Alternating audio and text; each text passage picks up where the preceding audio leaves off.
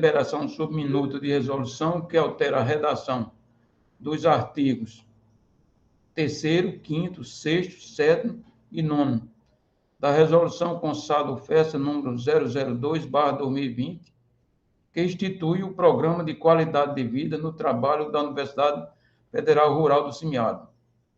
Quarto ponto, apreciação e deliberação sobre proposta orçamentária da UFESA para o exercício 2020-2022, conforme memorando eletrônico número 132/2021, da Proplan. Em discussão, a pauta da reunião.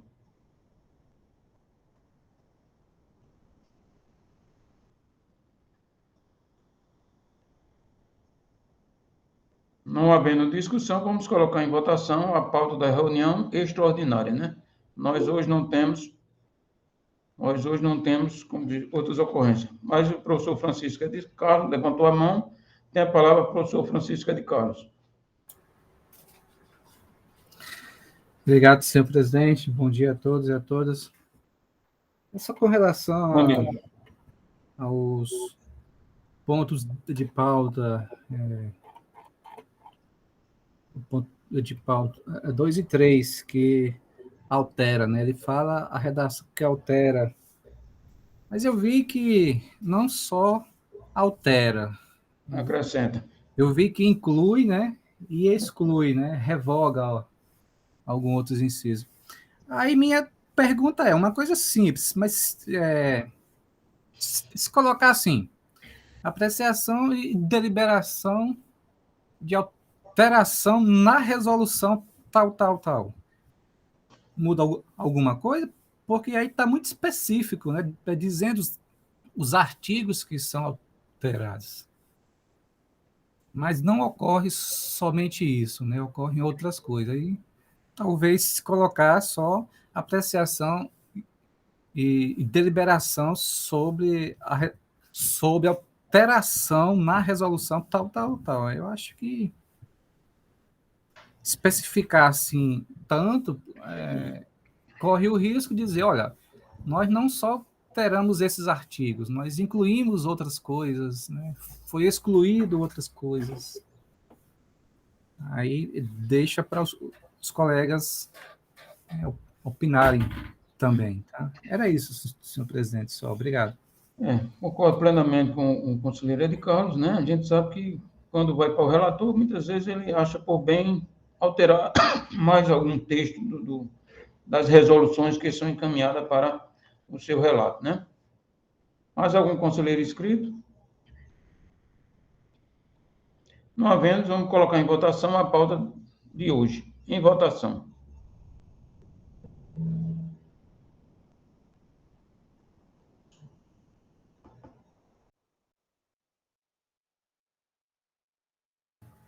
Professor, por Deus, né? Vai ser alterado? Os pontos vão ser alterados? Não foi alterado, não. Foi só o ponto de vista do conselheiro Ed Carlos, né?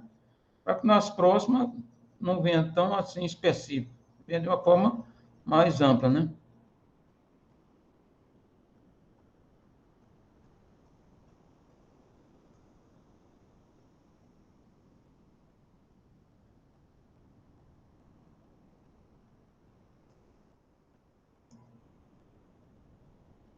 Aprovado por unanimidade. Passamos agora ao primeiro ponto, que é a apreciação e deliberação sobre o processo de renovação de afastamento da servidora Cristiane Fernandes dos Santos.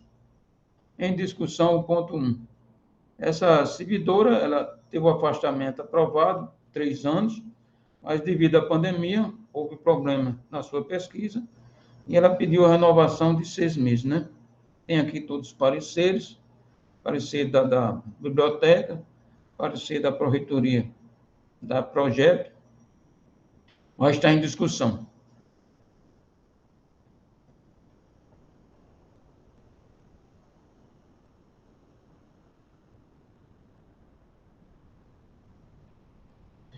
Em discussão, o processo de afastamento da servidora Cristiane Fernando dos Santos. Não havendo discussão, vamos colocar em votação.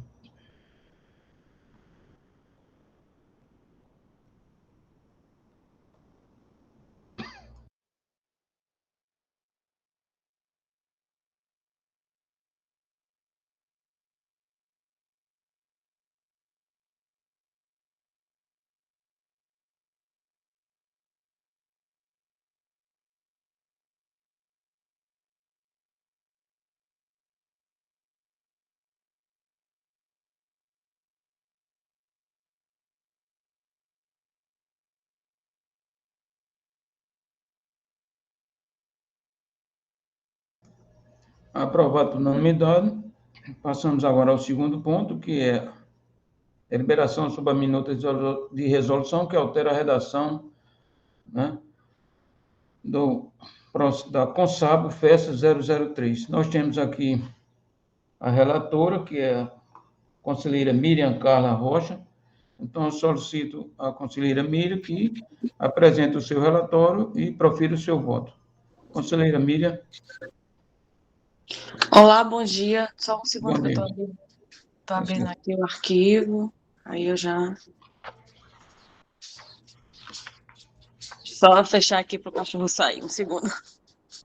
Bueno.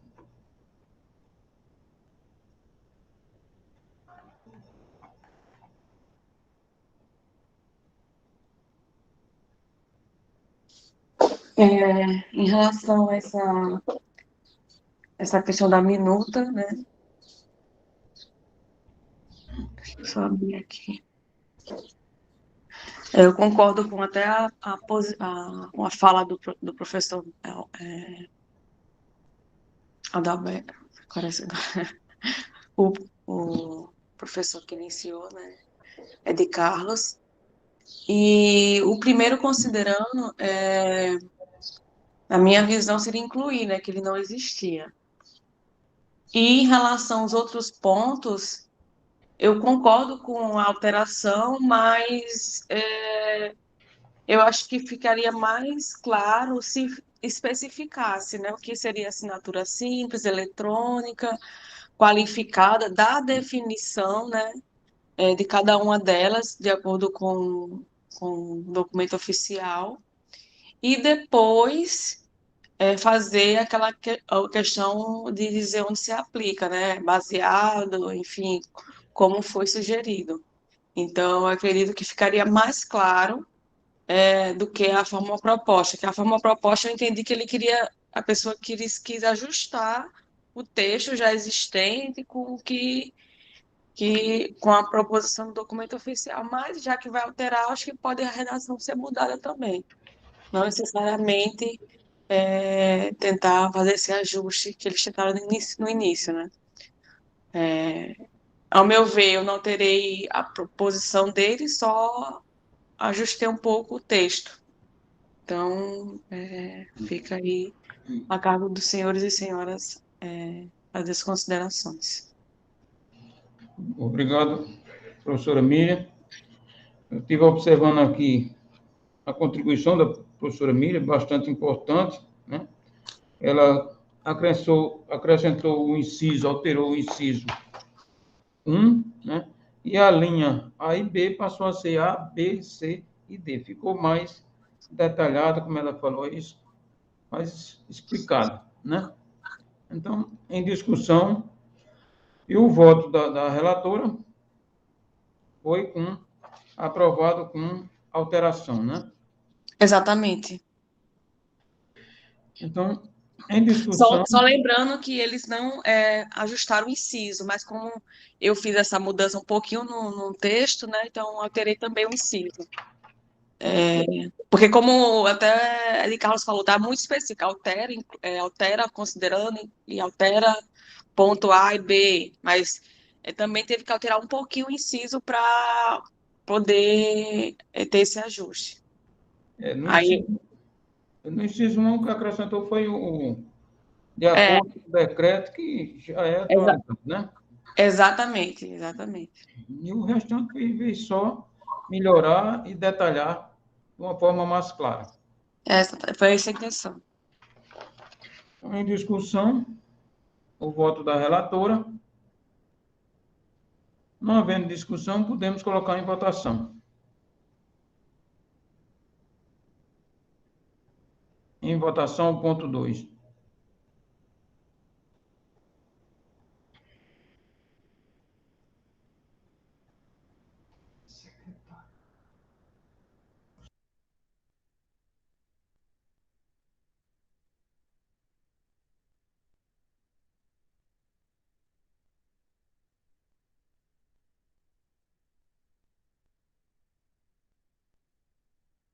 Aprovado por unanimidade. Passamos agora ao terceiro ponto, que é também a apreciação e deliberação sobre a minuta. Aprovado por unanimidade. Terceiro ponto, apreciação e deliberação sobre a minuta de resolução que altera a redação dos artigos 3º, 5º, 6º, 7º e 8º da resolução Conssado Festa 002/2020. Nós temos a relatora, que é a professora Simone, né? Então, eu vou pedir que ela apresente o seu relato, o seu relatório, profira o seu voto, mas antes, a secretária do colegiado pediu a palavra. Tem a palavra a nossa secretária. Não, professor, por Deus, eu não pedi não para falar, não. Então, desculpa a interpretação, mas está com a mão levantada, eu pensei que... Observa aí que está com a sua mão levantada. Então, professora Simone, tem a palavra. Obrigada, professor por Deus. Bom dia ao presidente, a todos os conselheiros. Ao receber a minuta, né, e tentei ler cuidadosamente, eu não percebi a necessidade de tantas alterações. No entanto, eu observei que, como hoje nós temos, né, o Comitê de Biossegurança da nossa universidade, e pensando, né, nessa minuta, no sentido de qualidade de vida, no trabalho na universidade, eu acho que é importante a gente passar a incluir algum membro dessa comissão. Então, minha primeira sugestão que eu trouxe é de inclusão, na verdade, na minuta, que foi referente a acrescentar também a presença de um representante do Comitê de Biossegurança nessa comissão, que é designada, né, por portaria e válida por 2 anos. Então, essa primeira alteração no parágrafo 2º do artigo 3º, também uma sugestão de inclusão no artigo 5º, que é de que as intervenções elas sejam realizadas a partir, de fato, também das identificações específicas de cada unidade, levando em consideração que a gente tem os campi, que a gente tem os centros, e que é possível verificar essas demandas em cada unidade. E também incluir no artigo 9º, na parte de via formulário eletrônico, da parte de avaliação mesmo, eu pensei bastante sobre essa questão dos formulários. Confesso que sentia até algumas dificuldades, porque hoje a gente trabalha muito com formulário eletrônico e essas coisas, e às vezes tem um bom retorno, às vezes não, e eu pensei que essa avaliação ela poderia ser não apenas via formulário eletrônico, mas também outras formas de avaliação dos servidores envolvidos nas atividades também, ao longo da realização das atividades, como uma forma de avaliação no processo também do que eles estão vivenciando. Então, foi essa minha leitura e o que eu pude, de fato, contribuir. Agradeço e me coloco à disposição. Agora, professor, eu solicito que profira o seu voto, que foi aprovado sim, com alteração. Aprovar, né? O texto da norma com alterações, exatamente. Obrigado, professora Simone, pelas considerações, pelo seu relato, né? O relatório, e no relatório da professora Simone nós tivemos apenas uma emenda do conselheiro Albentes, né? Então, em discussão, o voto da professora Simone, a relatora.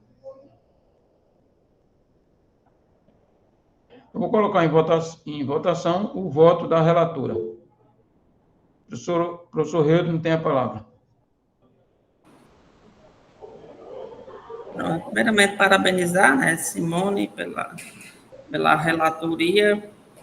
Aí, assim, eu fiquei em dúvida em relação ao Comitê de Biossegurança, se ele vai ter, vai continuar, né, a existir por muitos e muitos anos, ou se vai ser temporário, né? Se for temporário, aí a gente ficaria, né, sem essa representação.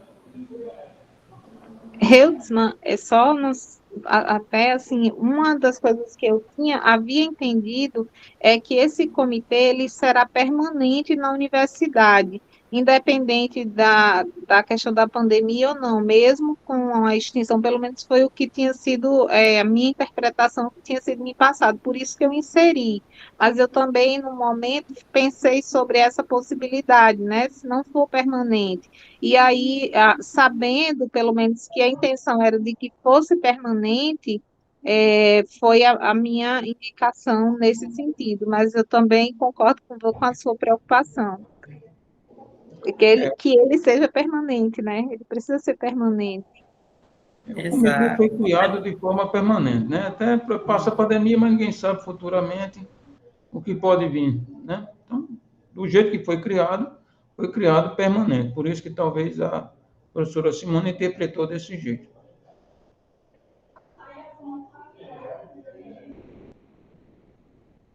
Mais alguma coisa, professor Redman? Não, satisfeito. Tá. Mais algum conselheiro inscrito?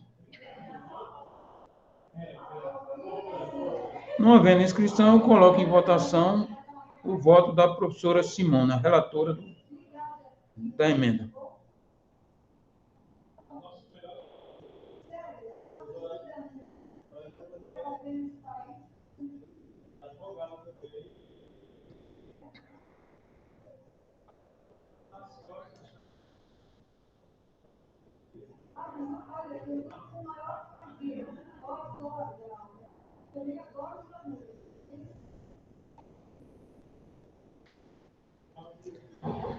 Aprovado por unanimidade o voto da relatora. Então, vamos colocar agora em votação a resolução com as emendas apresentadas aqui, acrescentadas. Então, temos apenas uma emenda, que é do professor Albênis, no inciso 2. Nós temos o parecer da relatora, o voto da relatora, e temos o voto a proposta do conselheiro Albênis. Em discussão, o inciso 2 do artigo 3º. Professor Albênis, quiser a palavra para defender sua proposta. Professor Reis, tem a palavra. Pronto, só nessa de Simone, eu acho que já ia ser feito, colocar um L em federal. Então, Muito bem. Está certo. Então, solicita a secretária que já corrige aqui, né, o texto.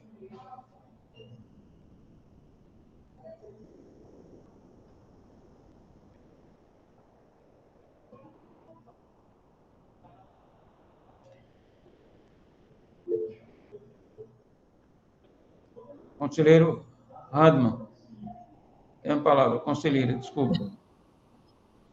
Bom dia a todos e a todas. Só para se essa proposta de Albênis ela for aprovada, para ficar atento que ele colocou QVD na sugestão, e é QVT de trabalho, de qualidade de vida no trabalho.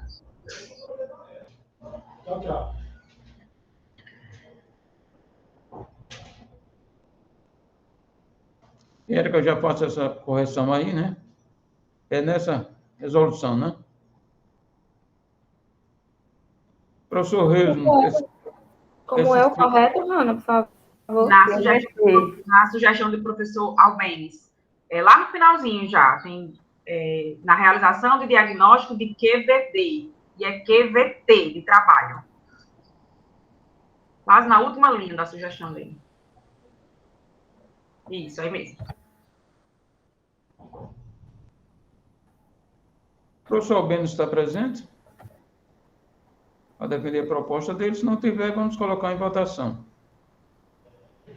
Temos a proposta da professora Simone, a relatora, e a proposta do conselheiro Albênis. Simone, você percebeu alteração no sentido de alguma coisa na dele em relação à tua, ou é só a questão da escrita? Olha, eu estou tentando aqui exatamente ver, interpretar se houve algum acréscimo, né? Porque porque como eu estou no telefone, está muito pequenininho a letra para mim, mas eu estou tentando verificar aqui. Se me der mais um minutinho, eu consigo Sim, verificar seria bom, melhor. porque para mim tá só a questão da escrita, não sei se tem algum. Praticamente é a mesma Licença, coisa. meninas. Ele fala aí, no começo, olha, composta por servidores representantes dos campos com conhecimento ou formação na área. Ele acrescenta essa parte da formação, pelo que eu vi aí, que não tem no primeiro, na de Simone. Eu acho que é o que eu vi aí de principal. No primeiro tem expertise, É, e servidores com expertise, e no outro ele coloca conhecimento ou formação. É questão eu também entendo que é questão de escrita mesmo. De fato, é só de redação. Eu também não visualizo alteração significativa de contribuição a mais ou de retirada, mesmo de texto, de forma de escrita do texto. eu acho que a intenção de Albenes foi só deixar mais claro que seria essa expertise, né? Ou seja, seria uma pessoa com conhecimento ou formação na área, porque às vezes esses termos eles podem gerar dúvidas de interpretação, né? No momento da leitura. Pode ser tudo isso, né?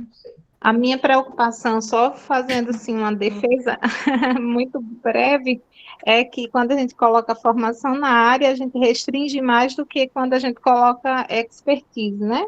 Porque às vezes a pessoa tem uma certa experiência naquele campo, já atuou, já desenvolveu atividades, mesmo sendo de outra área, mas já desenvolveu, e quando você coloca formação na área, você especifica muito. A minha preocupação é só que os campi nem sempre tem servidores suficientes para a gente atender estando dessa forma, né? Pode ser que sobrecarregue sempre os mesmos servidores a fazerem atividades, enfim, eu não sei, eu tenho só essa preocupação, mas é só externalizando aqui.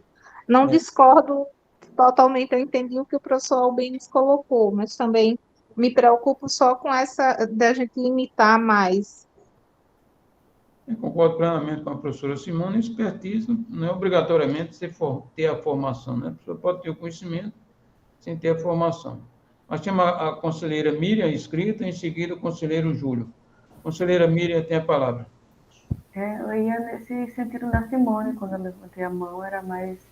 Eu concordo que expertise é mais genérico, deixa também em aberto até a questão do docente, do servidor, tá? E do docente, ter essa expertise construída até dentro da universidade. Quando você coloca, apesar que aqui coloca representantes do campo com conhecimento ou formação na área. Eu creio que a expertise já vai meio que abranger, apesar que o ou dá essa alternativa.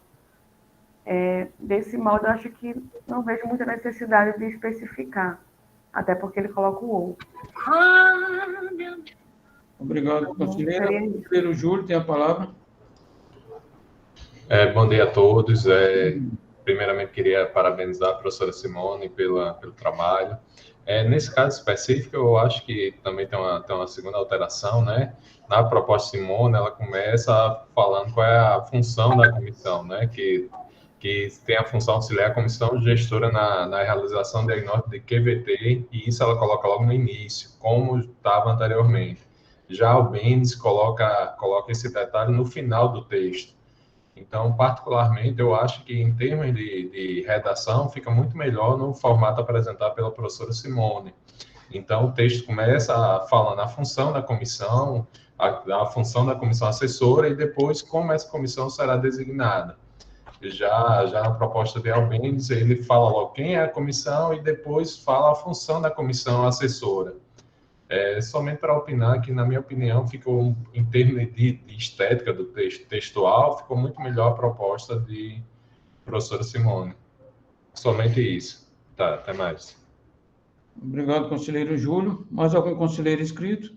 Não havendo, vamos colocar em votação a proposta da relatora, conselheira Simone, e do conselheiro Albêniz. Em votação. Se concorda com a conselheira Simone, sim ou não?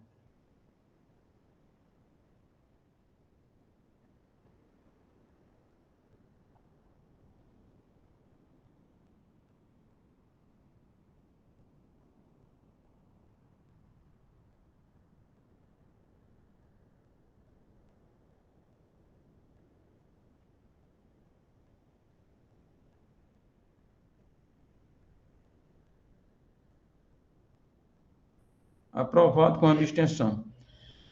Como só houve uma emenda, né, contrária à da relatora, então vamos colocar em votação a resolução aprovada da professora Simone. Em votação, o relato da professora Simone.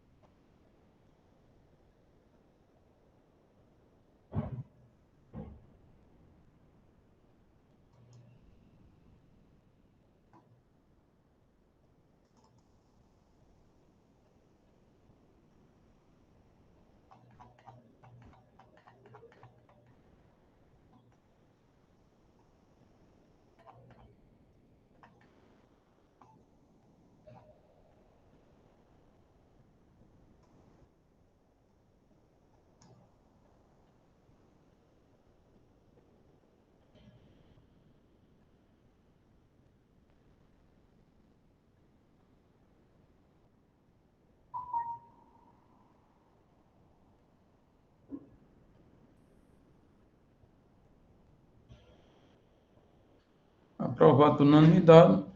Passamos agora a apreciar o quarto ponto, que é a apreciação e deliberação sobre proposta orçamentária da UFESA para o exercício 2022, conforme memorando eletrônico número 132/2021 da Proplan. Para esse ponto, eu solicito dos conselheiros a participação da servidora Daiane, caso necessite alguma explicação. Em votação, a participação da servidora Daiane.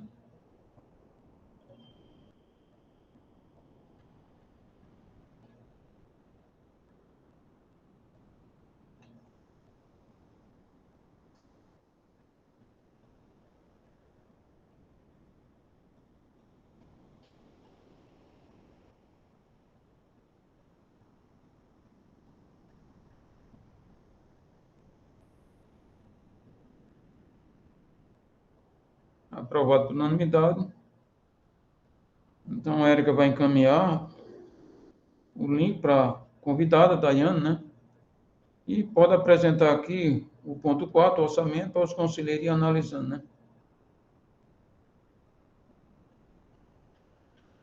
Então, quando colocar no monitor a tela o orçamento, então a gente abre a discussão. Temos inscrito o conselheiro Moisés.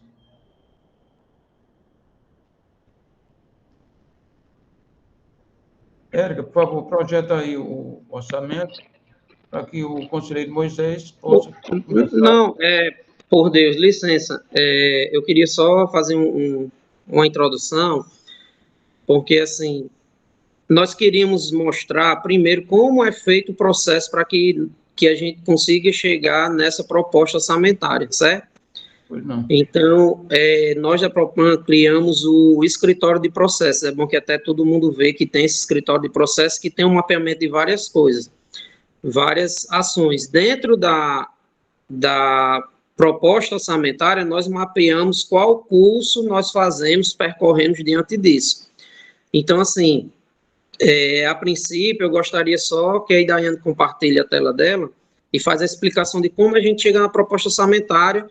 Aí depois a gente pode entrar na discussão dos números, das dúvidas, mas antes que perguntem, não houve redução de 2021 para 2022, certo? De custeio houve um aumento de 15%, era da 33.772.000, foi para agora para 38.765.000, e de capital houve um aumento de 17%, de 5.989.000 foi para 6.989.000, certo? Então, assim, eu só gostaria de deixar claro como é feito o processo, que a gente não vem e lança do jeito que dá, tem todo um processo que mapeamos, colocamos no site, é público para quem quiser ver como é feito.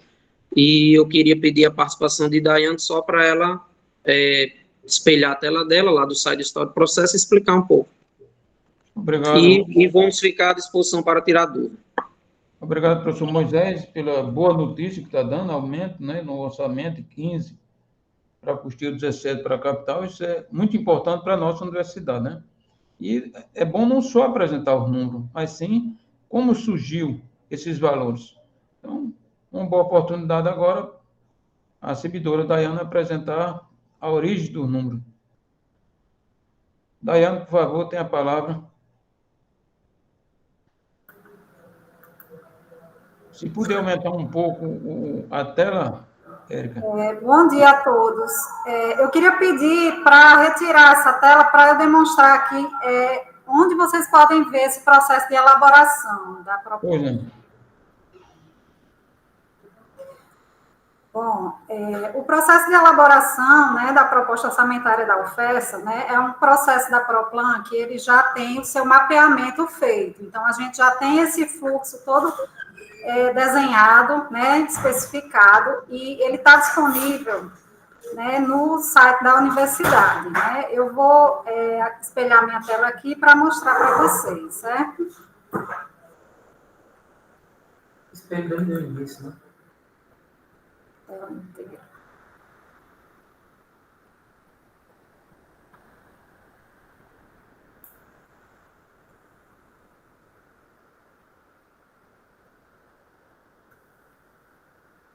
Pronto, passou. Vocês já estão vendo, né? Deixa eu abrir o microfone. Pronto. Vocês já estão vendo. Então, aqui no site da UFESA, nesses ícones laterais aqui, a gente tem o escritório de processos, né? Então, nesse escritório de processos, tem os processos que já estão mapeados, né, pelo escritório de processos da Proplan. Então, aqui no ícone de gestão orçamentária e financeira, né, tem todos os processos que já têm esse mapeamento aqui da divisão de orçamento.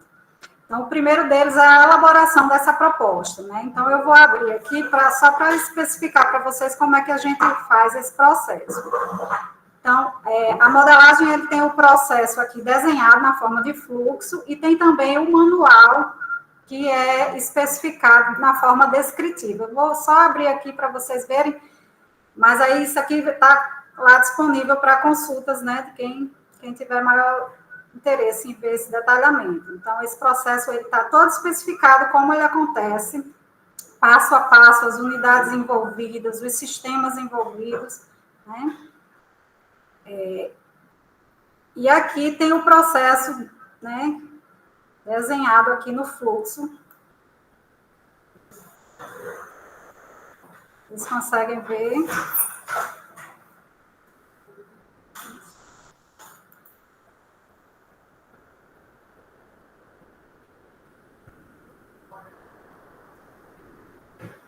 Sim, Daiane, está aparecendo sim.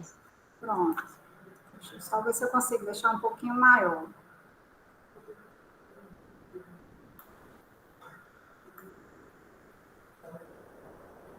Pronto. Então, o processo de elaboração da proposta orçamentária, né, ele acontece. Talvez fique um pouco difícil para vocês verem, porque realmente as letras são bem pequenas, mas como está disponível lá, quem quiser consultar diretamente na página. Então, esse processo ele envolve 3 etapas, né, que o primeiro deles é o levantamento das necessidades das unidades. O segundo deles, né, é a elaboração em si dessa proposta. E o último processo é o lançamento no sistema e o acompanhamento, né, da distribuição desse orçamento. As unidades que são envolvidas nesse processo estão especificadas aqui, que a gente chama de raias, né? A primeira delas é a divisão de orçamento da Proplan, né? A outra, as unidades organizacionais, que são as pró-reitorias e algumas outras unidades que trabalham com a gente nessa elaboração. O pró-reitor, que é quem define, né, alguns processos decisórios, né?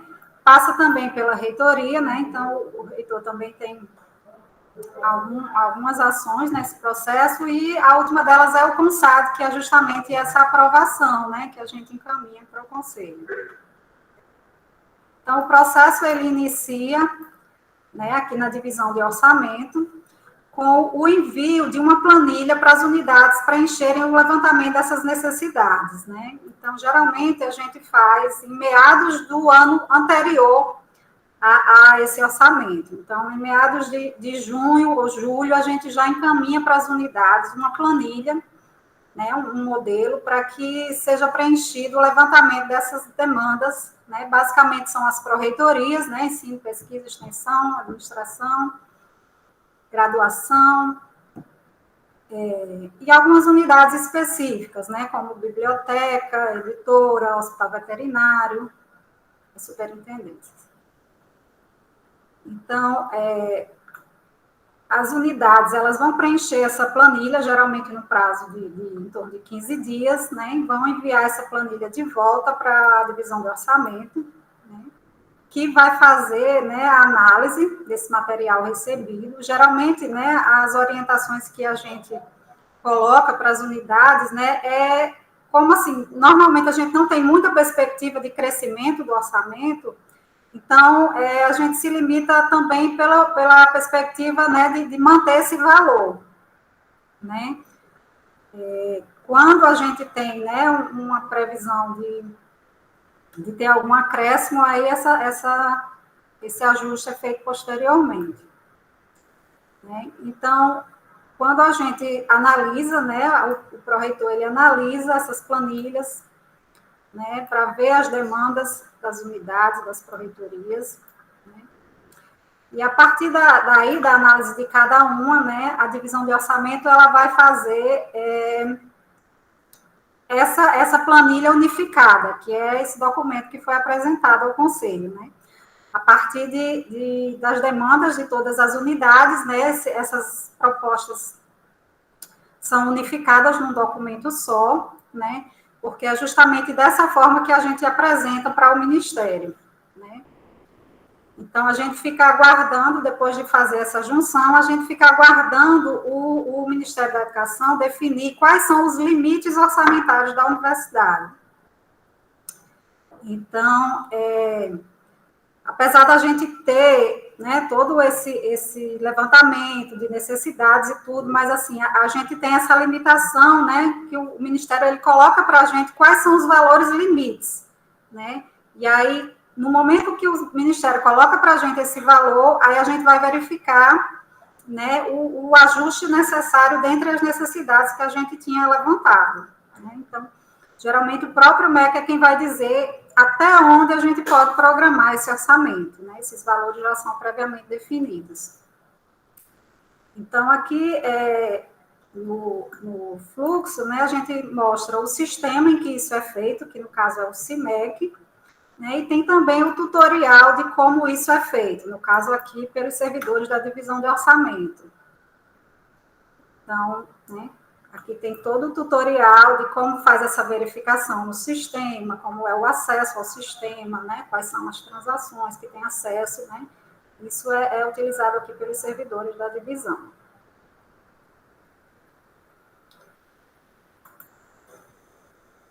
Então, depois de verificado esses limites, né, a gente vai fazer os ajustes junto com o pró-reitor, né, faz os ajustes nessa proposta a fim de que as demandas caibam dentro desses limites, né, então, nessa hora que acontece muito a gente ter que fazer cortes na programação das unidades, né, a fim de ajustar esses valores. Se for necessário, a gente entra em contato com essas unidades, né, para consultá-las, aonde a gente pode fazer esses ajustes. Em alguns casos não é necessário, então automaticamente a gente já ajusta a proposta, né, e já vem para o lançamento no sistema do MEC, né, no caso o CIOP. O CIOP, na verdade, nem é do MEC, é um sistema do Ministério da Economia, né, em que geralmente é aberto um prazo bem curto para a gente fazer esse lançamento, algo em torno de 2 dias, né, então a gente faz esses ajustes e lança esse sistema CIOP, né, tem também aqui o tutorial de como isso é feito no sistema, os acessos, né, e a partir daí a gente fica acompanhando, né, as atualizações e as tramitações desse orçamento lá no CIOP.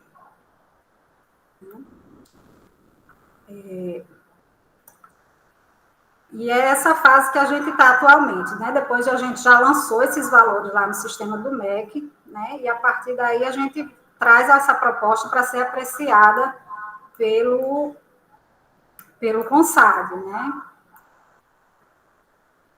Então, aqui também, né, tem a descrição de como é que a gente faz isso, né, já que tem essa previsão no regimento. E, a partir daí, a gente fica aguardando, né, a publicação da lei orçamentária. Né? E, a partir daí, isso vai acontecer no início provavelmente até o final do ano ou início do ano seguinte, né? A partir daí é que a gente vai ver o que é que foi aprovado, né? E, se for necessário, né, terão novos ajustes a fim de ajustar alguma alteração que haja na aprovação desse orçamento, né?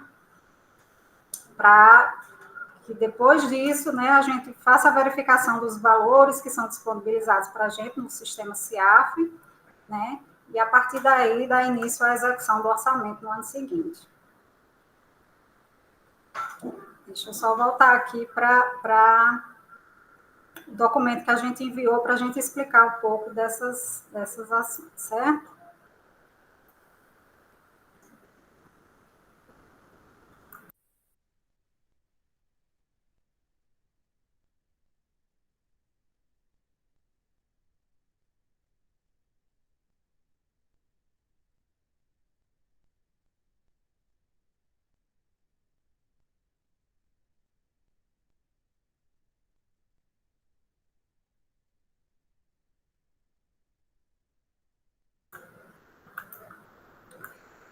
Esse documento que a gente enviou, vou só fazer uma descrição aqui da finalidade dessas ações orçamentárias, certo? Eu coloquei um destaque aqui só explicando a finalidade de cada uma delas. Então, essas ações orçamentárias, né, elas são previamente definidas de acordo com o plano plurianual de governo, né? Então, lá no plano plurianual, né, tem definido programas e dentro desses programas tem ações, que são essas ações que são direcionadas para a nossa universidade. Então, eu vou só dizer aqui a finalidade e o objetivo de algumas delas, né? No caso, a gente tem a ação 005, que são para sentenças judiciais, né? São decorrentes de precatórios, né? Esses valores a universidade não tem gestão sobre isso, né, uma vez que decorre de processos judiciais.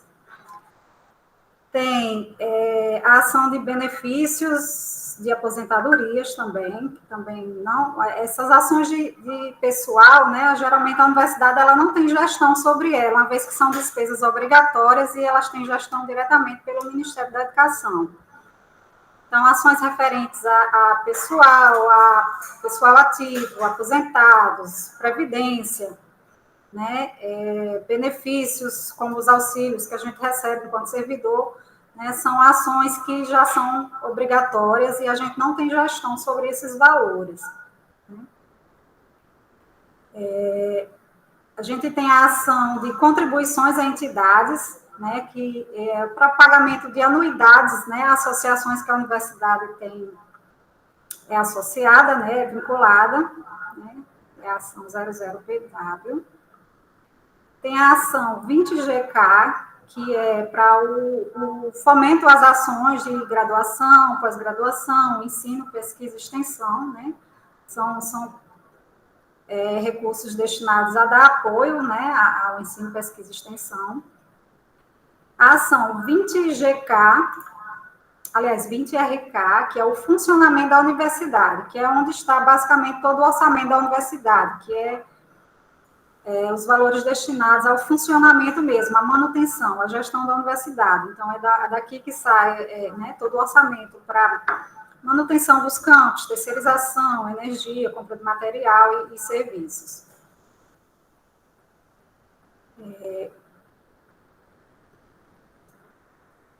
Além dessa ação, a gente também tem a ação de assistência estudantil, que é a 4002, né, que são ações voltadas, recursos voltados especificamente para a assistência dos estudantes, né, com o objetivo de garantir a permanência dos alunos, né, dos alunos que estão em situação de vulnerabilidade, né, para que eles se mantenham no ensino superior. Tem a ação de reestruturação, que é geralmente uma ação onde vem os recursos de capital, né, para melhoria da infraestrutura física da universidade. Aqui também a ação 0181, que é de aposentadorias, que a gente não tem gestão. 09HB, que é a ação de contribuições para o regime de previdência. A ação 212B, que são os benefícios pagos, né, aos servidores, também da orçamento pessoal. Ação de assistência médica, né, que são os valores, né, que a gente recebe em forma de ressarcimento. Né? E, por último, aqui, a ação de capacitação de servidores, a 4572, que também são valores destinados especificamente para cursos, treinamentos e capacitações de servidores. E aqui, ao final, só um resumo, né, dos totais, né, direcionado para pessoal, né, que é 85% do nosso orçamento é composto por despesas de pessoal.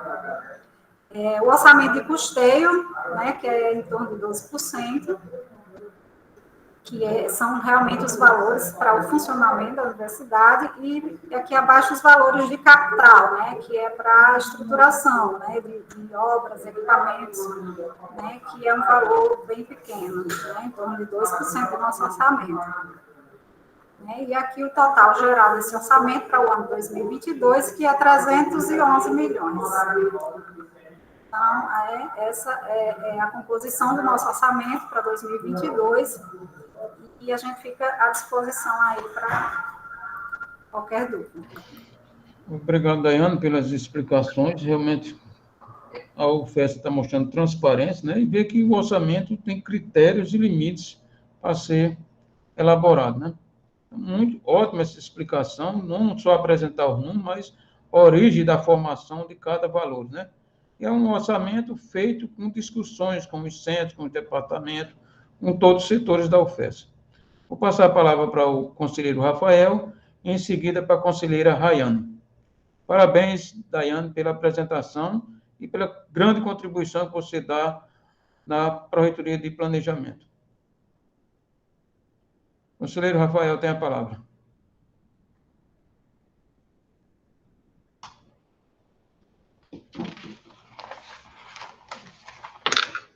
Alô? Ou não? Estão me ouvindo? Não estou ouvindo. Tem a palavra, conselheiro Rafael. Bom dia a todos, todas.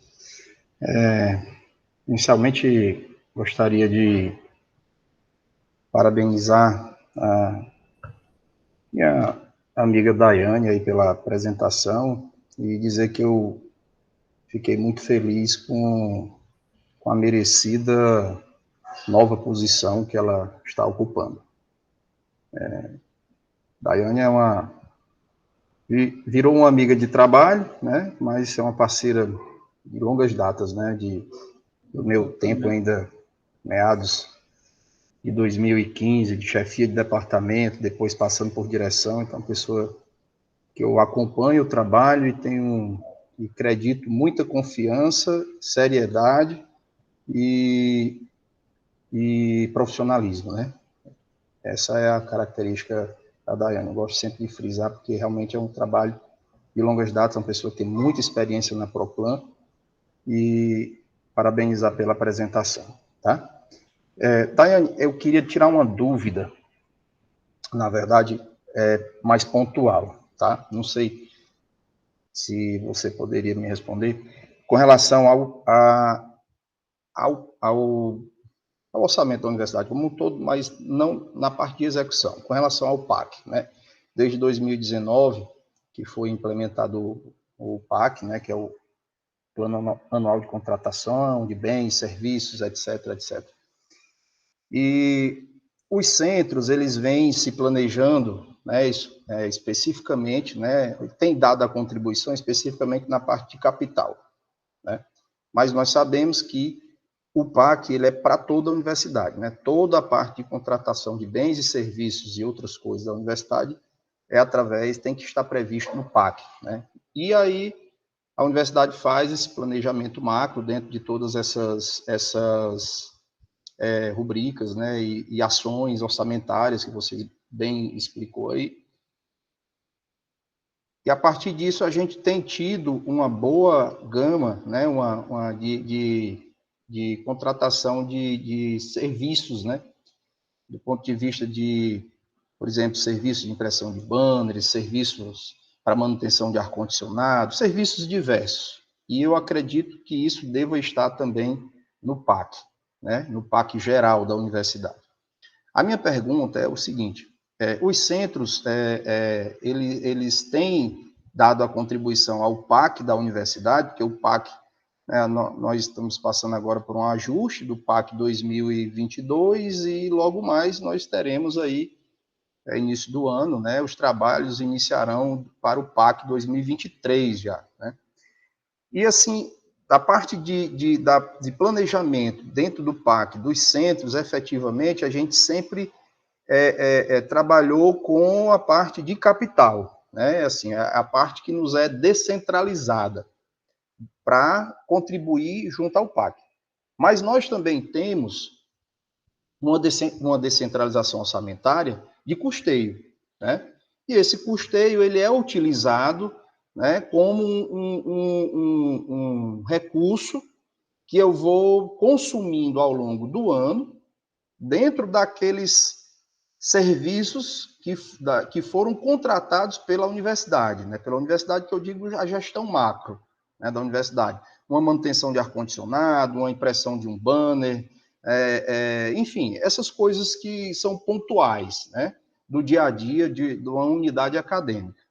A minha pergunta, finalizando e direcionando, é o seguinte: se haveria a possibilidade dos centros também, para o planejamento, já um PAC 2023, participar dessa questão relacionada à parte do PAC, mais voltado para a parte de custeio, entende? Em que sentido, né? O centro ele levantar demandas que possam ser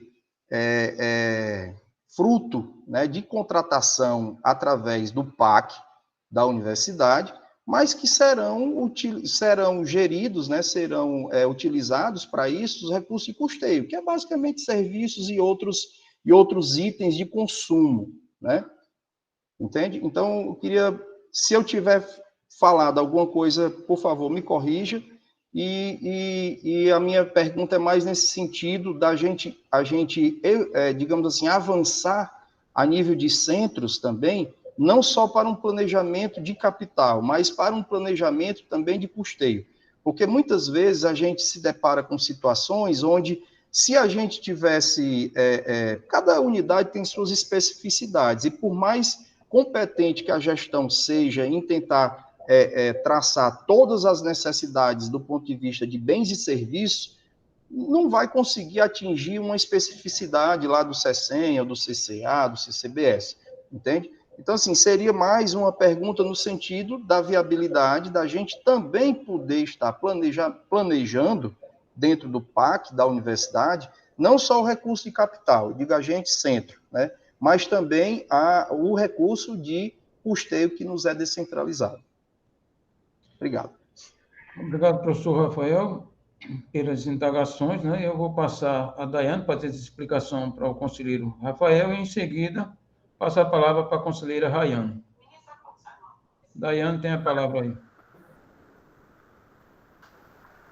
Rafael, realmente essa questão do PAC, né, é a ferramenta que a gente tem para atender essa demanda aqui de vocês, né? Então, assim, essa questão do planejamento, né, ela realmente tem que estar não só aqui na ProPlan, mas em cada unidade, né, nos centros também, né? Então, assim, isso é um processo realmente que começa com bastante antecedência, ou seja, a gente já fez o lançamento, né, dessas demandas para o próximo ano, né, no PAC, Então, assim, geralmente a PROAD é quem tem a gestão desses contratos que atendem a universidade como um todo. Então, para que essas demandas constem no PAC, né? Então, assim, isso tem que chegar para a PROAD, né? Então, os centros têm que levar essas demandas também para o PAC, né? Junto com a PROAD, porque para a PROAD entender que precisa ter um serviço específico de um centro, né? Essa demanda precisa chegar lá, precisa chegar com a devida antecedência para que isso também esteja no PAC, né? O PAC ele não é só para equipamento, não, ele também é para os serviços de consumo como um todo, né? Então, se precisa de uma manutenção específica, de um serviço específico, essa demanda precisa chegar na PROAD também através do PAC, né? Claro que eles vão lançar lá a demanda a partir do todo, né, do que chegou de todas as unidades. Então, assim, o instrumento realmente é esse, é o PAC, né? Então, no momento que a PROAD abre aquele período, né, de lançamento dessas demandas no PAC, é nesse momento que vocês vão ter que colocar essas demandas, né, e discutir isso junto com a PROAD para que tudo isso esteja lá previsto, né? É até interessante que, às vezes, o PAC, ele quando fecha aquela primeira versão do PAC, assim, a gente vê que as demandas são muito superiores ao orçamento que a gente tem, né? Então, por isso mesmo que ele tem esses períodos para fazer os ajustes, que realmente a gente não tem a limitação, né? Aquela história, as demandas são infinitas e o orçamento é finito, né? Então, realmente tem que fazer esses ajustes. Mas o instrumento é esse mesmo, é lançar essas demandas lá no PAC. Tá certo. Obrigado pela explanação. Assim, eu já deixo aqui a sugestão, né? Como o Daiane citou, está aqui a nosso colega pró-reitor também, Moisés, né? Que é da... Moisés não, né? Quem está na PROAD agora? Desculpa, Moisés. Moisés? Bom dia, Enfim. Sou eu, Rafael Lissandro.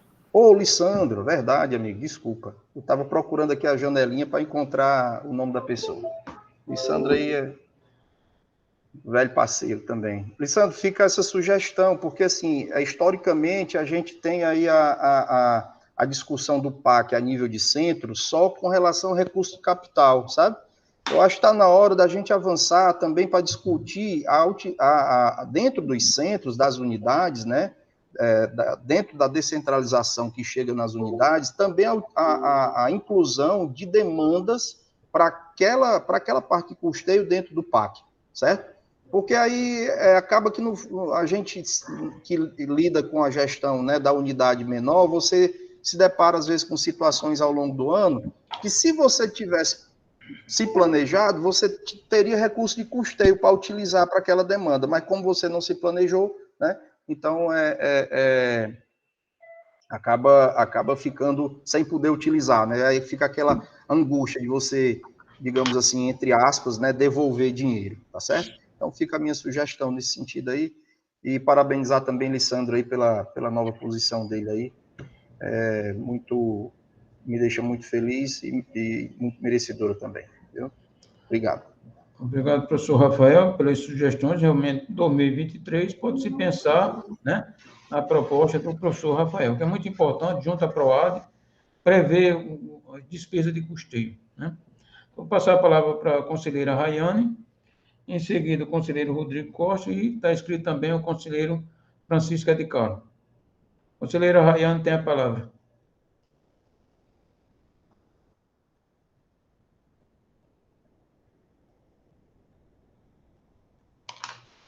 Está sem som, conselheira Rayane. Desculpe, bom dia. O professor Moisés disse que queria falar dentro da fala do professor Rafael. Acho que ele quer fazer um comentário sobre essa proposta, né? Por mim, pode ficar à vontade. Assim, obrigado, Rayane. Se os demais conselheiros não tiverem nada contra, era só para contribuir com o que Rafael questionou da Daiane. Porque, Rafael, recentemente nós fizemos até uma reunião enquanto PROPLAN com todos os diretores e pedimos um levantamento dos últimos anos, o que foi gasto de custeio, de capital, todo o levantamento das despesas, certo? E isso faz mais de mês, só recebemos o retorno de um centro, Mas a ideia, além disso, Rafael, de ver a questão do PAC, é também rever aquela matriz orçamentária de distribuição, que nós estamos revendo, e provavelmente vamos ter que passar nesse conselho aqui também, que é para poder tentar ser mais justo com os centros que têm maior demanda por custeio e capital, certo? Então, a Proplan também está trabalhando em cima disso. Agora, a gente precisa também da ajuda dos centros. Obrigado, professor. Ok, Moisés, o que precisar, assim, com a experiência da gente, independente de não estar lá na direção, mas como conselheiro do CONSAD, estou à disposição também, viu? Obrigado, professor Rafael. Passo a palavra agora para a professora conselheira Rayane, em seguida Rodrigo Costa e Ed Carlos. Obrigada, presidente. Vou ser bem breve, é só para tirar uma dúvida e também fazer um comentário. Parabenizar a Daiane também, eu também concordo, extremamente profissional e está de parabéns pela função que está atualmente.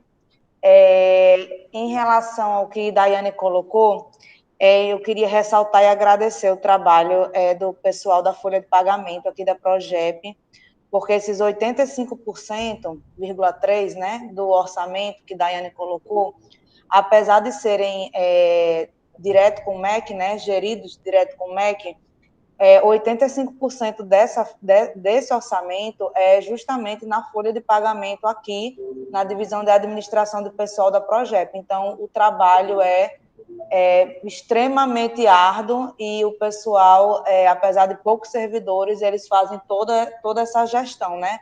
Todas as inclusões de 85% do orçamento. Então, eu gosto de frisar isso e agradecer. Em relação à dúvida, Daiane, é só para confirmar, porque onde está localizado o orçamento na proposta, eu acho que é na ação 20RK, mas eu acho que está separada a questão do estágio, para confirmar o pagamento, né, dos nossos estagiários, que continuam com a mesma a quantidade de 99, né, disponível no sistema para toda instituição, e a questão do estágio e do seguro, para dentro dessa ação 20RK, para eu confirmar quanto está na proposta. É isso mesmo, Rayane, né? O orçamento que a gente faz o pagamento de estágios e seguros de estagiários realmente sai daí do funcionamento da universidade. Esse valor mesmo da ação 20RK. E aqui nessas especificações, Daiane, o outro serviço, terceiro pessoa física, auxílio financeiro, porque eu lembro que estava por volta de 1 milhão, mas não localizei aqui. A natureza de despesa específica aí é 33,90,36, que é outros serviços de terceiros pessoa física. Né? Na verdade, tem aí um valor, mas assim, não é exclusivamente para estágio, né? A gente tem diversos outros serviços que a gente paga nessa mesma natureza. Então, o valor que tem aí, ele inclui estágios e inclui outras coisas, como, por exemplo, as bolsas monitoria. A gente também paga nessa mesma natureza as diárias de motoristas terceirizados, né? E outros serviços técnicos que são pagos diretamente à pessoa física também entram aí nessa natureza. Tá, joia. Obrigada.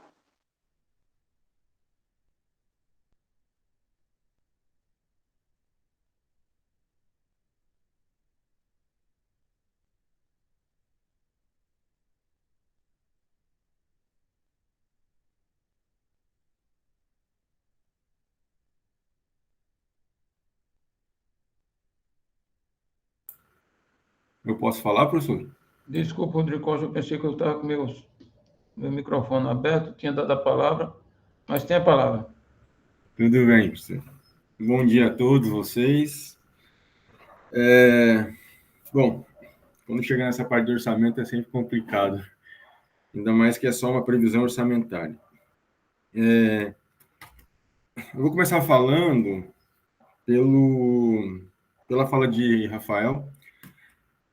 Rafael foi diretor, colega nosso já há um tempo, um parceirão de trabalho de todos os centros, e sempre foi uma inquietação dele e nossa em relação a esse orçamento na construção dele, né? Eu acho que eu não gosto de falar que eu vou complementar, porque quando a gente diz que vai complementar, está dizendo que o outro não falou com tudo, né? Mas, na verdade, o Rafael falou tudo que deveria. A minha visão sobre essa fala de Rafael, e para tentar contribuir, é que talvez a inclusão desses documentos, nesse processo todo que a Daiane mostrou, né, são encaminhadas planilhas para serem preenchidas pelas unidades. Então, ela citou pró-reitorias, o hospital universitário, biblioteca. Talvez, se isso fosse também encaminhado aos centros, poderia dar um direcionamento melhor. Claro, né? Obviamente que isso aumentaria o número, os valores de previsão, mas como mesmo a Daiane falou, a gente poderia fazer os ajustes necessários. Mas pelo menos apareceriam outras demandas que hoje a gente não encaminha para a PROAD, e aí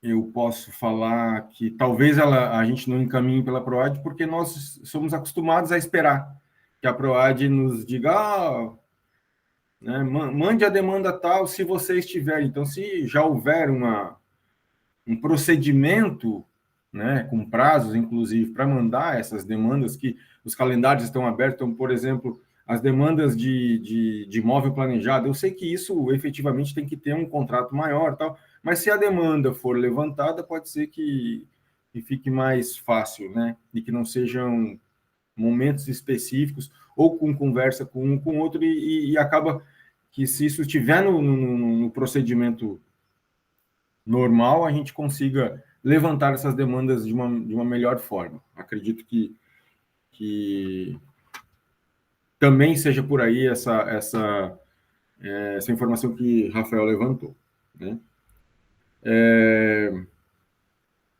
Bom, aí eu aproveito, né, como o Moisés falou desse documento que ele encaminhou, que só um centro acabou mandando, né? Aproveito aqui para solicitar a alteração do relatório, né, a alteração rápida do relatório de gestão dos centros, que talvez, né, um relatório melhor, ele expresse de maneira mais fiel e com informações mais administrativas, digamos assim, auxiliando no planejamento. Em relação especificamente a essa planilha, como o Daniel também mostrou os passos, eu tenho 2 questionamentos a serem feitos. 2 não, 3. O primeiro, em relação a esse valor de apoio e funcionamento ao curso de graduação de medicina, eu queria saber qual foi o processo, a quem foi solicitadas as informações para chegar a esse valor, né? Esse é o primeiro ponto. O segundo ponto, se a biblioteca encaminhou o up-to-date, né, a solicitação de fazer parte do programa up-to-date para o ano de 2022, inclusive estando dentro do orçamento. E em terceiro, se o valor das bolsas PSI, eles continuam os mesmos para esse ano, se houve ou se a Pró-Reitoria de Pesquisa e Pós-Graduação encaminhou um aumento nesse número, né? Como eu não tenho o número do ano passado, se eu correr agora para fazer, eu não vou verificar. Então, seriam esses três questionamentos que eu faço. Fora isso, quero parabenizar. Eu sei que o trabalho é árduo, né, Daiane? É muito complicado, a universidade toda entende que isso daqui nunca vai ser o que nós gostaríamos, mas é uma previsão. Mas para se chegar nisso é bem complicado, eu entendo perfeitamente isso.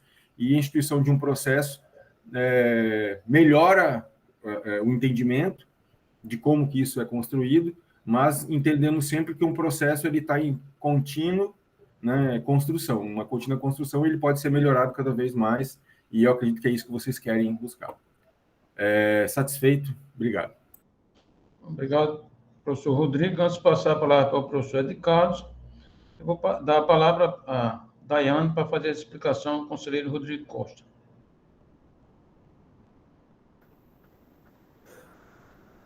Professor Rodrigo, não, só, assim, a princípio, destacar mais uma vez essa questão da necessidade desse planejamento ser feito, né, diretamente pelos centros e com a devida antecedência, porque muitas vezes, né, essas demandas específicas, né, elas acabam chegando na PROAD para contratar um serviço, às vezes, sem a devida antecedência, então não entrou no PAC, então, assim, às vezes não há mais tempo suficiente para fazer uma licitação, né? Então, assim, só destacar a importância de que essas demandas cheguem realmente com a devida antecedência, né? Hoje, essas demandas do centro, né, elas chegam para a gente aí na proposta orçamentária realmente através do PAC, ou seja, tudo que vocês lançam lá no PAC, né, a PROAD unifica essas demandas e a partir disso aí é que a PROAD manda para a gente essas demandas, né, para incluir aí nessa proposta.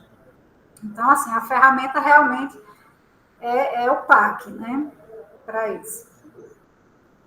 Com relação a uma maior participação dos centros, né, ainda esse ano a gente fez essa solicitação, até Moisés já destacou aí há pouco, que a gente realmente fez essa demanda, inclusive essa mesma planilha, né, que a gente mandou para as outras unidades, também foi enviada para os centros, né, então, assim, pelo menos para a gente ter essa noção de todas essas demandas que vocês têm aí, de outra forma que não seja através do PAC, né, e realmente a gente ainda não teve esse retorno de todas as unidades.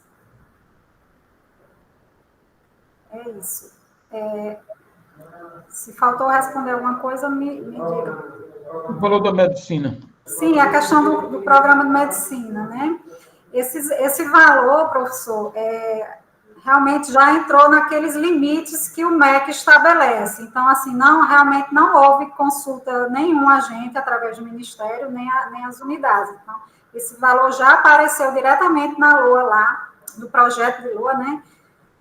Destinado para a manutenção do curso de medicina. Então, assim, realmente a gente não teve nenhum trabalho de definição desses valores, não. Já apareceu esse limite lá na LOA direcionado para essa finalidade. Ele perguntou também sobre o valor da Bolsa PC, né?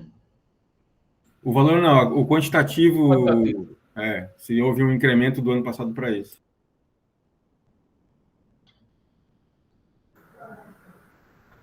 Teve sim, até Moisés já comentou aí no início, né? A gente já teve um incremento no custeio de em torno de 15%. Né? Mas isso no custeio geral, eu falo especificamente para a Bolsa PC, se mantém o mesmo valor do ano passado ou não. Tá previsto, acho que o mesmo valor. Tem buscado manter esses valores, né? Principalmente com relação a bolsas, assim, normalmente não tem redução, não. Ok. Obrigado, Daiane. Obrigado, Daiane, pelas explicações. Passo agora a palavra ao conselheiro Francisca de Carlos.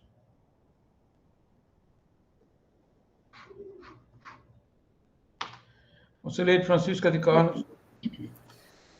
Obrigado, senhor presidente. Eu vou reduzir muito aqui minha fala, né, pelas colocações dos conselheiros aí, das conselheiras, aí ficar bastante reduzidas, minha fala bastante reduzida, vai ficar realmente em dúvidas mesmo e um comentário. As dúvidas são com relação à ação 20GK, né, elas aparecem somente como auxílios financeiro estudante, a pesquisador, né? A pergunta é assim, se isso, eu estava olhando os orçamentos anteriores, isso aparecia também como diárias, como passagens, né, e outras. Aí a pergunta que fica é se realmente isso é bom, se a demanda não está sendo repassada, a demanda demais para os pesquisadores, porque às vezes é bom que a gente saiba exatamente o que tem para gastar e em que, né, gastar, usar o recurso. Então, essa é uma dúvida mesmo, se, digamos assim, essa elaboração é melhor, ajuda mais, ou ela é mais, digamos, dependiosa para o pesquisador, né? Tudo bem, eu entendo que, por outro lado, pode dar mais liberdade o pesquisador, mas, né, geralmente, em um edital, por exemplo, o edital vem especificando tudo direitinho, né? Em que usar, quanto usar, então isso é bastante apropriado para o pesquisador, né? Já é um planejamento antes, né? A outra dúvida, é dúvida mesmo, a dúvida é com relação a uma fonte, a fonte 163, né? A fonte 163 é equipamentos e material permanente, recursos próprios de alienações. Aí lá aparece a fonte 163, né? Se é essa fonte. Ou então, o que difere a fonte 163 para 150, né? Eu acho que a dúvida mais é essa. A outra questão que eu queria colocar é com relação ao penais. No penais aparece aí, né, a manutenção da piscina, manutenção de bens imóveis, tá? Eu entendo sim que pode ser utilizado o PNAES para a manutenção de bens imóveis, residências, benefícios dos estudantes e tal, mas aparece como a limpeza da piscina de Mossoró. Isso é como se a piscina ela é utilizada só pelos estudantes, né? Aí esse recurso da limpeza, de manutenção dela, é retirado do PNAES. Não é muita coisa, mas é um recurso de 75 mil. Né? E agora sim, dois comentários, né?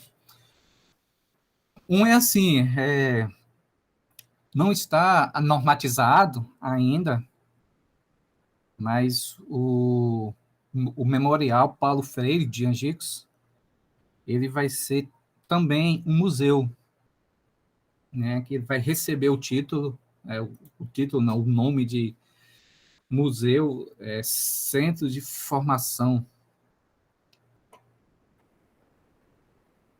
de Angicos. E a gente sabe que os museus, eles recebem, ou é dotado de um orçamento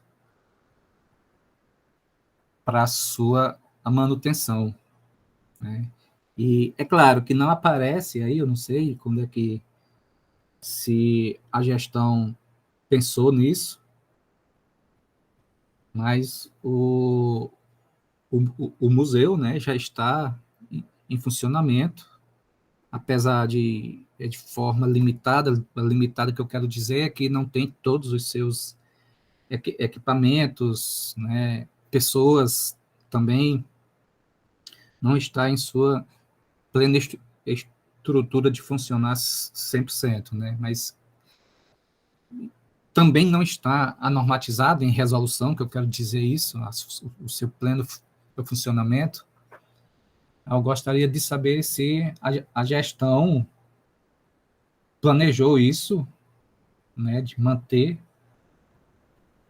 a gente comumente se chama de Memorial Paulo Freire, né, mas ele vai ser um museu, um memorial, centro de formação.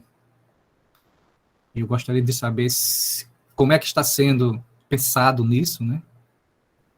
E a outra situação agora é com relação à participação na reunião de hoje da direção de Angicos, né? Eu acho que houve aí uma falha, tá? A direção, a professora a Jacimara, a diretora, ela está de férias, né? E o vice, o professor Samuel, ele não recebeu, né, o comunicado, o e-mail, o convite, né? Então, eu estou comunicando isso, pediu para comunicar, e talvez para a reunião do CONSAD, já que são cadeiras cativas, digamos assim, né, enviar o e-mail ou incluir o diretor do centro e o vice, né, a direção do centro e o vice, para que eles ambos recebam, né. É claro que a gente sabe que essa relação entre os dois, é claro, deve existir, mas a diretora está de férias e está em região pouco, aliás, com muita limitação de internet. É o que eu recebi, tá, de comunicado. Fica esse comunicado aí para a SOC. Estou dizendo agora porque não tem outras ocorrências, tá? Então, era isso. Obrigado, né? Parabéns à equipe, né, pela elaboração do orçamento aí. Obrigado, senhor presidente. Obrigado, conselheira de Carlos, e obrigado pelas observações, né? E com relação ao Memorial Paulo Freire, vou me informar junto à reitora e à assessoria jurídica, né? E em outra oportunidade eu posso dar uma informação mais detalhada, certo? E com relação à não convocação do vice, né? Eu solicito a Érica, né? Alguma explicação, puder dar alguma explicação, Érica. Oi, o link já havia sido encaminhado anteriormente, quando ele foi convocado. Realmente, no dia que eu respondi o e-mail da convocação informando a nova data da reunião, porque essa reunião foi remarcada, né? Eu esqueci de copiar o e-mail dele. Mas aí eu respondi a ele no e-mail do comunicado, que foi para toda a comunidade acadêmica. E hoje, pela manhã cedo, eu mandei um e-mail para ele também, comunicando isso. Obrigado, Érica. Eu vou solicitar dos conselheiros, antes de eu passar a palavra para o conselheiro Rafael, eu vou me ausentar 1 minuto só para tomar um remédio e volto, tá bem? Por isso eu não vou passar para o decano, porque é muito rápido, eu volto logo, tá bem? Agradeço a compreensão.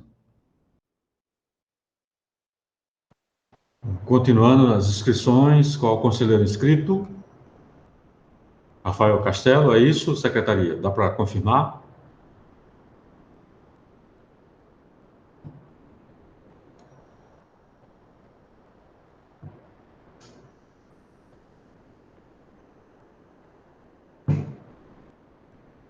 Conselheiro Rafael, você está com a palavra.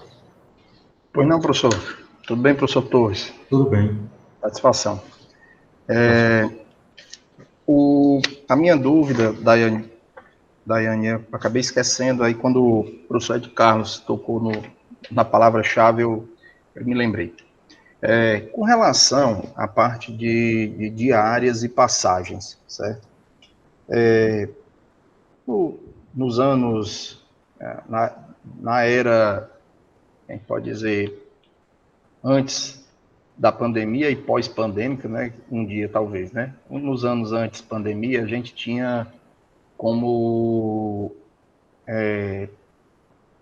montante orçamentário para a parte de diárias e passagens da universidade, me corrija também se a memória estiver me faltando, em torno de 1.600.000 a 1.800.000, isso variava de ano para ano. Era isso mesmo, Daiane?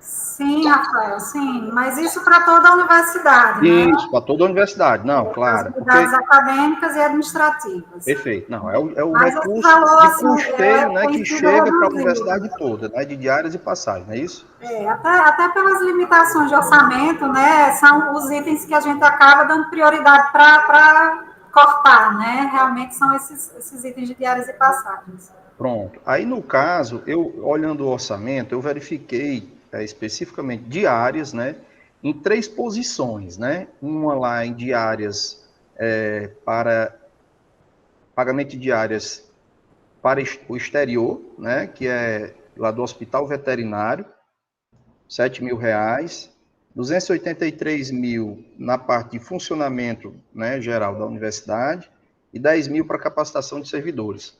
Minha primeira pergunta essa aí é a nossa previsão de diárias para o orçamento de 2020, 2022?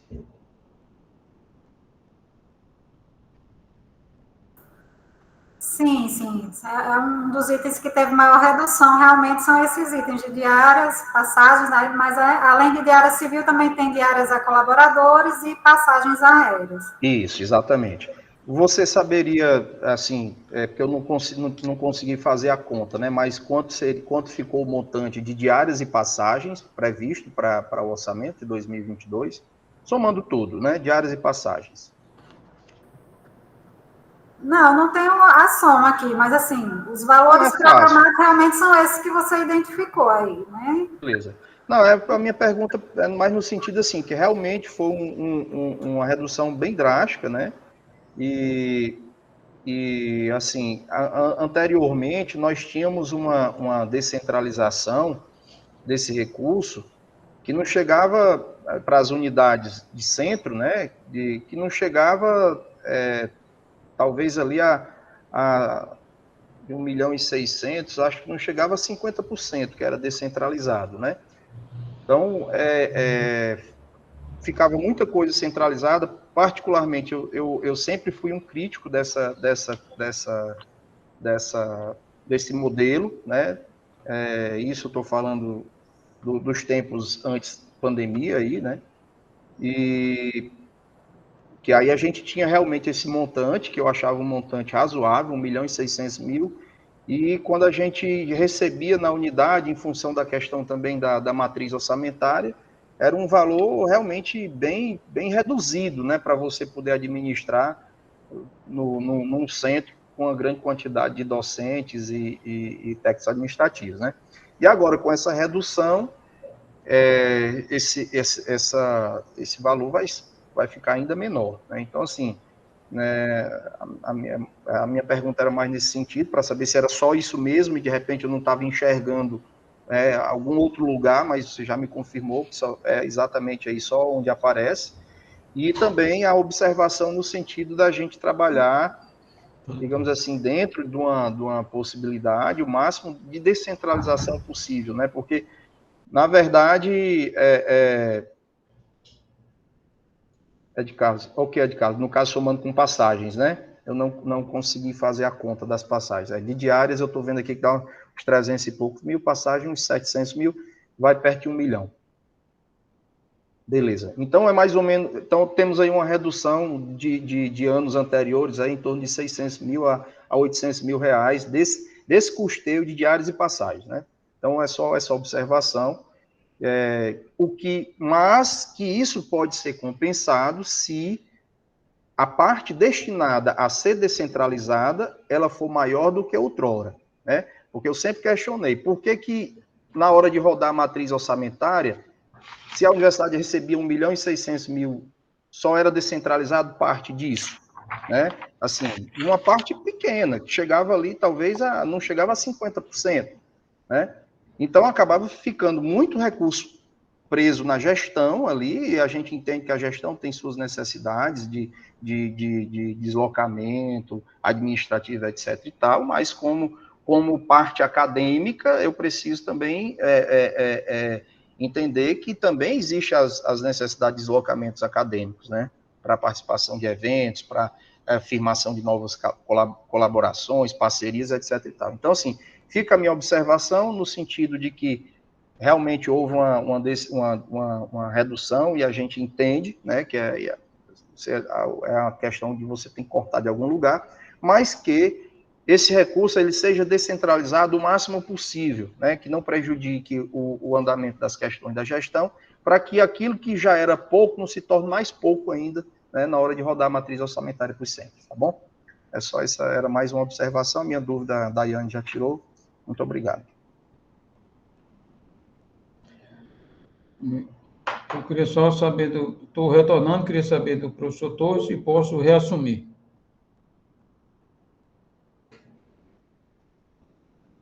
Professor Torres? Diga, professor. E se eu posso reassumir, e agradeço Obrigado. a condução. Ok, é rapidinho, no instante e volta. Tá, obrigado. Então, tem a palavra Daiane para fazer as explicações. Só responder os questionamentos, né, professor de Carlos. Com relação ao recurso daquela ação 20GK, né, apesar de ter aqueles recursos, né, direcionados, né, para fomentar a pesquisa, né, os recursos direcionados para essa finalidade não se restringem àqueles ali, porque muitas coisas a gente acaba direcionando o orçamento do funcionamento, né? Então, a ação 20RK, ela, de fato, ela dá origem a diversas outras despesas também relacionadas, né, para os editais, para pesquisas, para bolsas. Então, assim, não se restringe só àquele orçamento da ação 20RK, não. Com relação à questão da fonte, né, que ele perguntou da fonte 163, essa previsão, né, desse recurso na fonte 163, ela vai depender das arrecadações da universidade relativas a alienações. Então, aí onde tem fonte 163 e fonte 150, né, são recursos que vão depender do que a universidade vai arrecadar. A gente faz essa previsão, mas a gente só vai poder utilizar esses recursos se houver essa arrecadação própria. Como é que acontece essa arrecadação? Da fonte 163 são as alienações, os leilões, né, que geralmente a gente faz para a venda de sucata, de material inservível, né? E se a gente tiver essa arrecadação, a gente utiliza esse recurso, assim como da fonte 150, né? Que são os aluguéis que a gente tem arrecadação, os serviços, né? Que são realizados em laboratórios e outros serviços que a gente acaba tendo arrecadação, né? Então, a gente coloca essa previsão, mas a utilização desse recurso está vinculada à efetivação dessa arrecadação, dessa receita.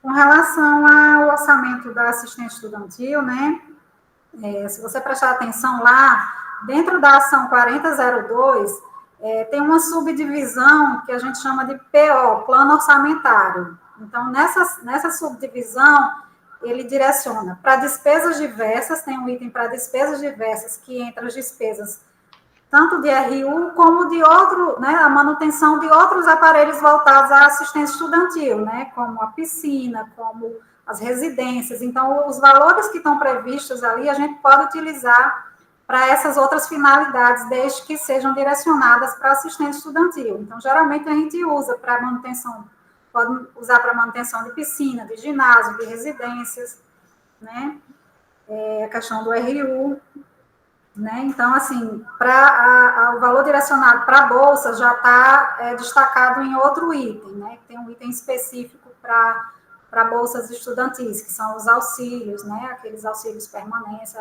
né? As outras bolsas direcionadas, elas estão separadas nesse outro item. Só isso. Obrigado, Daiane, pelas explicações. Deixa eu só uma dúvida, senhor presidente. Esse leilão que esse conselho até aprovou recentemente para acontecer, não está incluso aí não, né? Porque tem a previsão de uma arrecadação muito maior, né? Aí ele vai entrar no próximo ano, no orçamento do próximo ano, é isso? Na verdade, não entrou ainda aí, porque na época que a gente submeteu isso, a gente ainda não tinha essa previsão, né? Mas então, ele vai entrar ainda, é isso? Isso. Ao longo do ano, né, ao longo da execução orçamentária, a gente tem momentos específicos para ajustar essas previsões de arrecadação. Então, à medida que a gente tiver já a previsão certa desses leilões, dessas coisas, aí a gente pode ajustar essa previsão aí. Ok, obrigado. Obrigado, Daiane. Presidente, só para eu complementar, se possível, na questão dos recursos do penais, até que foi falado aí, houve um aumento também, certo? O ano passado nós recebemos 7.170.000 e esse ano houve um aumento de 3% para 2022, vai ficar 8.104.000, certo? E só, Edicavo, reforçando, a ação 20GK ela é bem ampla. É uma ação que nós sempre tentamos não diminuir o que é destinado para ela, se possível sempre aumentar. Ainda mais próximo ano, né, nós aumentamos em 84%, porque próximo ano provavelmente volta às aulas presenciais e entra ações de graduação, de pesquisa, de extensão, e faz com que a gente limite para que tenha recurso próprio para que não seja desviado para usar em outra finalidade. Né? Então, é uma ação que a gente acha importante, principalmente pelo ramo da nossa instituição. Então, não vai ser só auxílio a pesquisador, né? Vai entrar ações de graduação. Então, o que a gente, vamos dizer assim, definir que seja uma ação de graduação, que prove que seja voltado para a graduação, a gente também pode usar da 20GK. Não vai ser só para a parte de pesquisa ou auxílio a pesquisador. Obrigado, professor Moisés. Eu quero parabenizar todos os servidores da UFES, né, pelo excelente trabalho que vem desenvolvendo, são profissionais altamente qualificados, e quero parabenizar em especial hoje os servidores da Proplan pelo brilhante trabalho que vem desenvolvendo, né, e hoje está aí demonstrando na composição do orçamento 2022. Então, vou colocar em votação o orçamento 2022. Por Deus, eu posso só fazer outra consideração na fala do professor Rafael e de Rodrigo, que eles falaram do PAC, certo? Por mais que seja uma de gestão da PROAD, mas dentro do PAC, pessoal, também entra previsões de gasto com custeio, porque vocês colocam, um exemplo, compra de equipamento de laboratório, compra de equipamentos médicos, isso aí tudo é custeio, não é investimento. Então, lá também entra de custeio. Agora, se eu não me engano, Rafael, não sei se a André está aí, eu nem olhei, mas nesse último PAC, o centro de vocês que não enviou demanda de custeio, mas no PAC também entra demanda de custeio, não só de capital. Né? Talvez vocês achem que é tudo capital porque é aquisição, né? Mas tem aquisições que são custeio também. Presidente, me permita só tirar uma dúvida aqui com o Moisés. Moisés, você podia repetir aí, no caso, compra de equipamentos de laboratório, é custeio, não é capital, não é investimento, não? Equipamento de uso e consumo vai ser custeio. Material laboratorial, material hospitalar, entendeu? Medicamentos. Não, peraí, não. Uso e consumo, eu estou falando assim, um equipamento de laboratório. Não é? Certo, não estou falando de vidraria, não estou falando de reagentes, não estou falando disso. Pronto, equipamento é capital. Mas se eu disse equipamento, eu me expressei errado. Mas material laboratorial, medicamentos, tudo isso entra no PAC. O que eu quero dizer é que isso é custeio. Então, no PAC também entra custeio, tá entendendo? Não, porque... eu sei que entra custeio. Eu estou dizendo, a minha sugestão foi apenas que seja trabalhado na hora das reuniões com relação ao PAC, né, o incentivo aos centros também delimitarem questões necessárias dentro do custeio. Essa é a minha intervenção, porque, assim, historicamente, os outros diretores estão aqui, podem concordar ou discordar de mim, mas, historicamente, na cabeça dos diretores, a parte do PAC é só capital. Entendi. O que eu estou querendo dizer é só que não é, né? Eu sei que não é, mas, assim, sempre ficou faltando, digamos assim, essa interlocução, e eu quero deixar a sugestão para que, na hora que for haver as reuniões sobre o PAC, né, que chame a atenção aos centros como que eles podem destinar demandas também de custeio, não só de capital. É só isso a minha... Não, eu que entendi errado. Eu entendi que você estava dizendo para incluir custeio. Então, no caso, é divulgar melhor como é feita essa apropriação do PAC. Isso, exatamente. Para a gente não ficar dependente só do que a gestão macro pensou e levar nossas demandas que também poderão ser inclusas dentro da gestão macro, entendeu? É só essa questão. Entendi e repito aqui e reforço, né? A Proplan está aberta para receber, independente de PAC, o que vocês gastaram de custeio durante os últimos 3 anos, durante os últimos 2 anos, no intuito de a gente fazer uma média e rever a questão da matriz de distribuição orçamentária, entendeu? Porque, Rafael, vai ter centro que gastou bem muito com laboratório, outros não gastaram, então a gente precisa ter uma divisão mais Aí é uma discussão, aí já é uma outra discussão, né? É uma discussão de matriz orçamentária, né? Aí é uma outra, mas uma outra aí discussão. eu estou aproveitando a oportunidade que aqui estão todos os diretores de centro, certo? Certo. Como o conselheiro Carlos falou, como não vai ter outras ocorrências, eu aproveitei. Peço desculpa por estar, vamos dizer assim, tumultuando na reunião. Beleza, valeu. Obrigado, professor Moisés, mas mesmo não tendo outras ocorrências, algum esclarecimento depois da finalizada a reunião pode ser feito. Eu vou colocar em votação o orçamento 2022. Em votação, favorável ou não?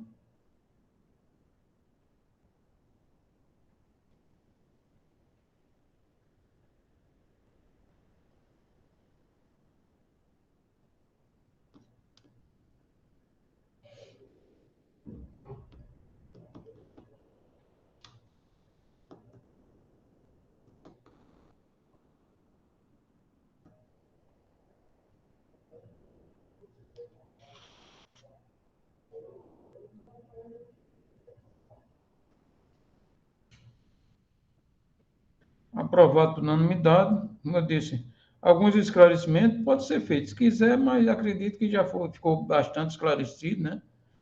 As dúvidas do professor Rafael, as sugestões para o orçamento 2023, que realmente seja debatido a parte de custeio com os centros.